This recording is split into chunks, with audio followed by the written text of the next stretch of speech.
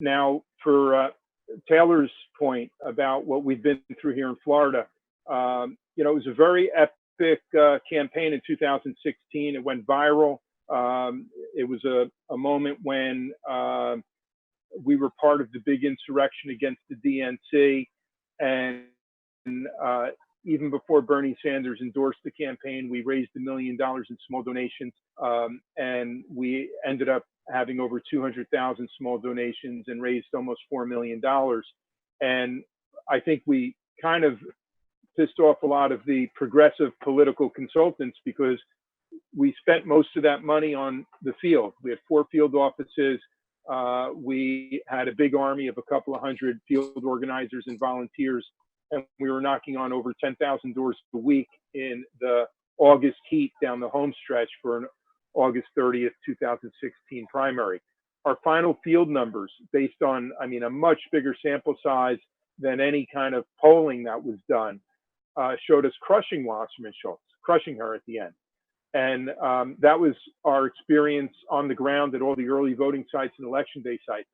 So when the polls closed, then within an hour, I think, they declared Wasserman Schultz the winner and said she beat us by 13 percentage points. I just didn't believe it. I never conceded, and instead asked to see the ballot. In Florida, we have both a statutory and a constitutional right under Florida's Constitution to inspect public records, and it's well established here that paper ballots and scanned images, for that matter, are considered to be public records. So we put in the records request, and the supervisor of elections, Brenda Snipes at the time, jerked us around for over half a year, and that's when I filed the lawsuit. 3 months into the lawsuit, 3 days after we served discovery requests, it turns out that that's when Brenda Snipes signed a destruction order and they destroyed all the paper ballots. We found out about it a couple of months after it happened. In the course of the litigation, we had taken Snipes's videotape sworn deposition. She admitted to it. The judge in the circuit court ruled that the supervisor of elections had violated all of these state and federal laws. And I thought that was going to be the turning point. At that point, we're talking almost 2 years later. It was in the spring of 2018. And by then I was running again against Wasserman Schultz. We thought that would be the turning point where the media blackout would disappear because it was just too compelling a story about the destruction of the ballots. And we thought that the Republicans in Tallahassee and in Washington, D.C., the law enforcement agencies would start investigating for these criminal violations for destroying the ballots.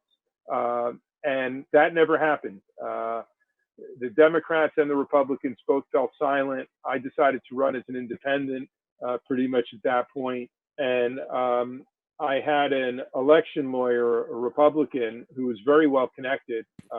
I had not been able to trust a Democratic election lawyer, obviously, when I was running against the head of the DNC. And my lawyer got back to me after a couple of weeks because I was really kind of mystified. Why won't the Republicans investigate? Why won't they prosecute? Why even the Broward County Republicans, who had been after Brenda Snipes for years, had fallen quiet? And my lawyer got back to me and said, it's not going to happen. No one's going to help you. The Republicans won't investigate. They won't prosecute. And it's because they have the same friends that Debbie Wasserman Schultz has. Okay, like, Tim, I want to ask you something. Right. Sure. Are you going to run again? I don't know. I honestly don't. There are a lot of folks who want me to, but I also feel that if I ran for dog catcher, the electronic voting machine companies or whoever's hacking in would rig the election against me.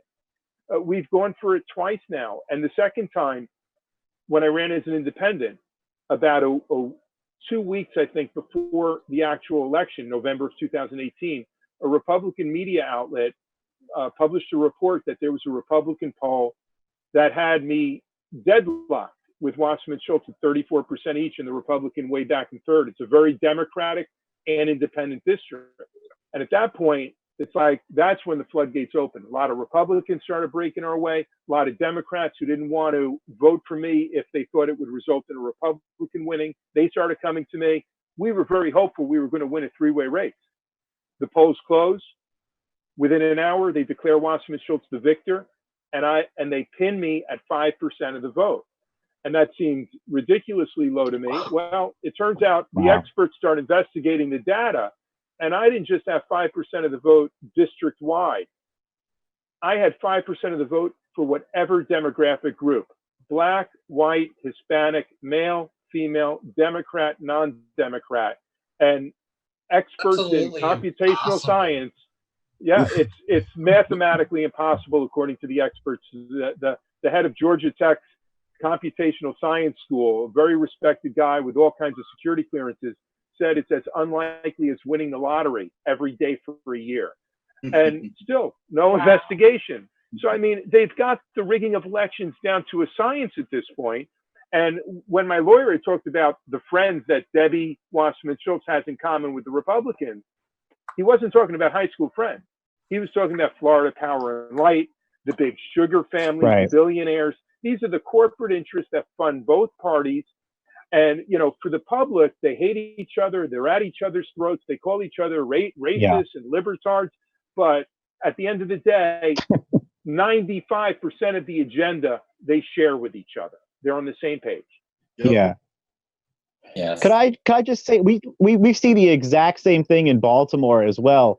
I mean, you know, the Republicans and Democrats go after each other here, and basically what we see is they divide up territory. I mean, they divide it up like you would see a cartel dividing up, you know, certain areas. We've seen land sales. The Republicans and Democrats both agree on in Republican areas, and then in my own area of Baltimore, we had someone run for RAB delegate, and basically what happened was you had signs pointing the wrong way for notices going out for the wrong date, and then you had someone for my opponent actually in the voting booth on election day barking like a dog, weirdly, for their cause. And when we asked, why is this going on, we're basically told to buzz off. And it wasn't until we actually marched down to City Hall with a room full of lawyers that they actually took us seriously and said, okay, you know, we'll call off our goons, and gave us a fair election halfway through. And we did win that race. So, I mean, I think you can win on a local level, but I do think, you know, at the top, it's a monopoly, it's a cartel, and the Republicans and Democrats, you might as well just point them the same thing. Yeah. You have to understand how many decades they've been putting these systems in place to maintain their power. I mean, from as early as they've been able to manipulate the ballots either electronically or even paper. I mean, look at what happened in 2000 with the Ryder truck. I mean, a whole Ryder truck of ballots just disappears. You know, look, the brother of the guy running for president is the governor, and you know, I mean, come on, you just got to be delusional not to understand and see what's been going on for all this time.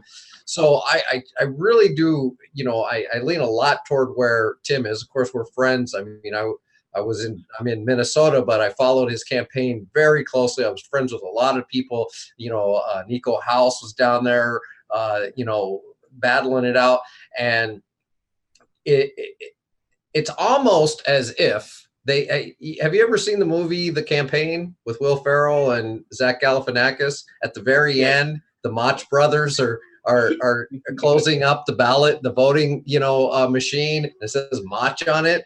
And, you know, I mean, it's almost as if media has been telling us in so many different ways, look, this is what we do, and conditioning us, not us, but society, to just accept that's the way it is. And back to Tim's earlier point, that's why you have such a large population of the people who just don't give a shit. They're like, it doesn't matter what I do because they've already got it figured out before I even walk into that booth.